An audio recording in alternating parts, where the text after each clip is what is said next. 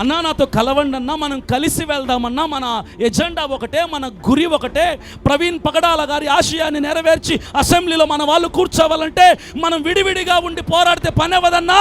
రండన్నా, కలుద్దాం, కలుసుకొని పరిగెడదాం, కలుసుకొని మాట్లాడదాం, కలుసుకొని ఓట్లు లాగుదాం, కలుసుకొని ఎమ్మెల్యేలుగా కూర్చుదాం, అవసరమైతే మీ కాళ్ళు పట్టుకుంటా అని అడుగుతా. నేను తగ్గించుకుంటా, డౌన్ టు అర్త్ వెళ్తా. అయినా నేను రాను కాదు కూడదంటే నాతో వచ్చిన వాళ్ళని కలుపుకొని నేను ముందుకెళ్తా. ఎవరు లేకపోతే ఒంటరిగా వెళ్తా. ఎందుకంటే నాకు తెలిసి నేను క్రైస్తవ సమాజంలో ఇప్పటి వరకు క్రైస్తవ సమాజం కోసం పాదయాత్ర చేసిన సువార్థికులు లేడు నాకు తెలిసి. మొట్టమొదటిగా ఈ అభినయ దర్శనే ఇంత డెడికేషన్తో చేస్తుంది.